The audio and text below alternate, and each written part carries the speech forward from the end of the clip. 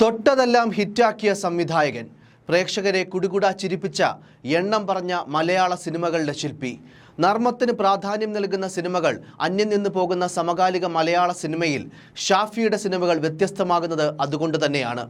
Repeat value എന്ന് നമ്മൾ പറയാറുള്ളത് പോലെ അദ്ദേഹത്തിൻ്റെ ഓരോ ചിത്രങ്ങളും എത്രയാവർത്തി വേണമെങ്കിലും വിരസതയില്ലാതെ കണ്ടിരിക്കാൻ സാധിക്കുമായിരുന്നു. രക്തത്തിൽ കല അലിഞ്ഞു ചേർന്നവരെന്നൊക്കെ പറയുന്ന ആ ജനുസിലുള്ളവരായിരുന്നു സംവിധായകൻ സിദ്ദിഖും അദ്ദേഹത്തിൻ്റെ അനന്തരവന്മാരായിരുന്ന റാഫിയും ഷാഫിയും. എന്നാൽ സാമ്പത്തികമായി ഏറെ പിന്നാക്കം നിൽക്കുന്ന കുടുംബത്തിൽ ജനിച്ച ആ സഹോദരങ്ങൾക്ക് സ്വപ്നങ്ങൾക്ക് പിന്നാലെ പോകുമ്പോൾ കുടുംബം പട്ടിണിയാകാതെ നോക്കേണ്ട ബാധ്യതയുമുണ്ടായിരുന്നു. അതുകൊണ്ട് തന്നെ സുരക്ഷിതമായി കാര്യങ്ങൾ ആസൂത്രണം ചെയ്യാൻ ആ സഹോദരങ്ങൾ തീരുമാനിച്ചു. റാഫി സിദ്ദിഖ് ലാലിൻ്റെയും മറ്റും സഹായിയായി പ്രവർത്തിക്കുന്ന കാലത്ത് കുടുംബം പുലർത്താനായി തുകൽ ബാഗുകളുടെ കച്ചവടം നടത്തേണ്ടി വന്നു ഷാഫിക്ക്. പിൽക്കാലത്ത് റാഫി തിരക്കഥാകൃത്ത് എന്ന നിലയിൽ സിനിമയിൽ പച്ചപിടിച്ചപ്പോൾ അനുജന്റെ ജീവിതാഭിലാഷം അദ്ദേഹം മറന്നില്ല. താൻ തിരക്കഥ എഴുതുന്ന രാജസേനൻ സിനിമകളിൽ ഷാഫിയെ സഹസംവിധായകനായി നിർത്തി സംവിധാനം പഠിപ്പിച്ചു. എന്നാൽ സിനിമയുടെ ബാലപാഠങ്ങൾ ഹൃദയസ്ഥമാക്കിയ ഷാഫിക്ക് സ്വതന്ത്ര സംവിധായകനാവണമെങ്കിലും രണ്ട് കടമ്പകളുണ്ട്. ഒന്ന്, ഷാഫിയെ വിശ്വസിച്ച് പണമിറക്കാൻ നിർമ്മാതാവ് ഉണ്ടാകണം. രണ്ട്, അന്നത്തെ ലീഡിംഗ് ഹീറോസിൽ ആരെങ്കിലും ഡേറ്റ് നൽകണം. അപ്പോഴും റാഫി മെക്കാർട്ടിനിലെ റാഫിയുടെ അനുജൻ എന്ന മേൽവിലാസം അവിടെയും തുണയായി. ജയറാമിനെ നായകനാക്കി വൺമാൻ ഷോ എന്ന പടമൊരുക്കാൻ അവസരമൊരുങ്ങി. റാഫി മെക്കാർട്ടിൻ്റെതായിരുന്നു സ്ക്രിപ്റ്റ്. ആദ്യ പടം തന്നെ ഹിറ്റ് ചാർട്ടിൽ ഇടം പിടിച്ചതോടെ ഷാഫിക്ക് സ്വന്തമായി മേൽവിലാസമായി. നന്നായി പണി അറിയുന്ന സംവിധായകൻ എന്ന തന്നെ അദ്ദേഹത്തെ സിനിമാ ലോകം വിലയിരുത്തി. നർമ്മരസം ഉൾക്കൊള്ളുന്ന വാണിജ്യ സിനിമകൾ ഒരുക്കി സൂപ്പർ ഹിറ്റാക്കുന്നതിൽ ഷാഫിക്കുള്ള അസാമാന്യ പാഠവം നിരന്തരം ആവർത്തിക്കപ്പെട്ടു. പിന്നീട് റാഫി മെക്കാർട്ടിൻ്റെ തിരക്കഥകളില്ലാതെ സ്വതന്ത്രമായി സിനിമകൾ സംവിധാനം ചെയ്യാൻ പ്രേരിപ്പിച്ചതും ജ്യേഷ്ഠൻ തന്നെയായിരുന്നു. വലിച്ചുവാരി സിനിമകൾ ചെയ്യാൻ ഇഷ്ടപ്പെട്ട സംവിധായകനായിരുന്നില്ല ഷാഫി. ഒരു വർഷം ഒരു ഹിറ്റ് എന്നതായിരുന്നു കണക്ക്. വൺമാൻ ഷോയ്ക്ക് ശേഷം ബെന്നി പി നായരമ്പലത്തിൻ്റെ തിരക്കഥയിൽ ഒരുങ്ങിയ കല്യാണരാമൻ എന്ന ദിലീപ് ചിത്രം മലയാളത്തിലെ എക്കാലത്തെയും ബ്ലോക്ക് ബസ്റ്ററുകൾ ഒന്നായി. തൊട്ടടുത്ത വർഷം ജയസൂര്യയെ നായകനാക്കി ഉദയകൃഷ്ണയുടെ രചനയിൽ പുലിവാൽ കല്യാണം എത്തിയതോടെ അതും വമ്പൻ ഹിറ്റായി. അടുത്തത് സാക്ഷാൽ മമ്മൂട്ടി ചിത്രമായ തൊമ്മനും മക്കളും. ഈ ചിത്രം അന്ന് തമിഴിലെ നമ്പർ 1 താരമായി കത്തുനിന്ന വിക്രമനെ നായകനാക്കി മജ എന്ന പേരിൽ തമിഴിൽ റീമേക്ക് ചെയ്തു. തമിഴിനൊപ്പം ബോളിവുഡിലെ സെൻസേഷനായിരുന്ന അസിനായിരുന്നു നായിക. മജ എന്ന ചിത്രവും ശരാശരി വിജയം നേടി. വിജയ ചിത്രങ്ങളുടെ ശില്പിക്ക് വീണ്ടും ഡേറ്റ് നൽകാൻ മമ്മൂട്ടി തയ്യാറായി. മമ്മൂട്ടി ഗോപിക കോംബോയിൽ മായാവി എന്ന പടം സംഭവിക്കുന്നതും അങ്ങനെയാണ്.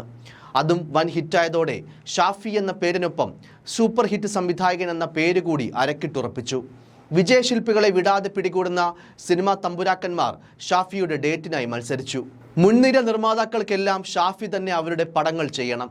നായകന്മാർക്ക് ഷാഫിയുടെ പടത്തിൽ അഭിനയിക്കണമെന്ന നിലയിലായി കാര്യങ്ങൾ. അന്ന് നവാഗതരായിരുന്ന സച്ചി സേതു ടീമിൻ്റെ തിരക്കഥയിൽ പൃഥ്വിരാജിനെ നായകനാക്കി ഒരുക്കിയ ചോക്ലേറ്റും വൻ ഹിറ്റായി. ഷാഫിയിൽ ഫിലിം ഇൻഡസ്ട്രിക്കുള്ള വിശ്വാസം അതോടെ വീണ്ടും വർദ്ധിച്ചു. പിന്നീട് പൃഥ്വിരാജിനെയും ജയസൂര്യയും വെച്ച് ഒരുക്കിയ ലോലിപോപ്പ് ഷാഫിയുടെ കരിയർ ഗ്രാഫിൽ മിന്നുന്ന വിജയമായില്ലെങ്കിലും പരാജയമായില്ല. ചിത്രം ശരാശരി വിജയം നേടി. വീണ്ടും ഷാഫിയും മമ്മൂട്ടിയുമായി കൈകോർത്തു. എന്നും ഷാഫിയുടെ ഭാഗ്യനായകനായിരുന്നു മമ്മൂട്ടി. വൻ ബജറ്റിൽ ഒരുക്കിയ ചട്ടമ്പിനാട് എന്ന ചിത്രവും വിജയ കിരീടം ചൂടി. തുടർച്ചയായ വിജയങ്ങൾ പ്രിയദർശനും സിദ്ദിഖ് ലാൽ കൂട്ടുകെട്ടിന് പോലും അപ്രാപ്യമായ കാലത്ത് ഷാഫിയുടെ മിന്നും വിജയങ്ങൾ അത്ഭുതത്തോടെയാണ് സിനിമാ ലോകവും പ്രേക്ഷകരും നോക്കിക്കണ്ടത്. അപ്പോഴും വിജയലഹരിയിൽ മത്ത് പിടിക്കാതെ സൗമ്യമായ ചിരിയുമായി വീട്ടിലൊതുങ്ങിക്കൂടുന്ന ഷാഫിയെ കണ്ട് പലരും വിസ്മയിച്ചു. ഓരോ പടം കഴിഞ്ഞും അദ്ദേഹം കൃത്യമായ ഇടവേളയെടുത്തു. വിശ്രമത്തിനും പുതിയ സിനിമകൾ കാണാനും അടുത്ത പടത്തിനുള്ള കഥ കേൾക്കാനുമായൊരു ഇടവേള. അതുകൊണ്ട് തന്നെ വർഷത്തിൽ ഒരു പടം എന്ന ശീലത്തിന് മാറ്റം വരാതെ പരമാവധി ശ്രദ്ധിച്ചു. മേരിക്കുണ്ടൊരു കുഞ്ഞാട് എന്ന ചിത്രവുമായി വീണ്ടും ദിലീപുമായി ഒന്നിച്ചപ്പോൾ വീണ്ടും മറ്റൊരു സൂപ്പർ ഹിറ്റ് പിറവിയെടുത്തു.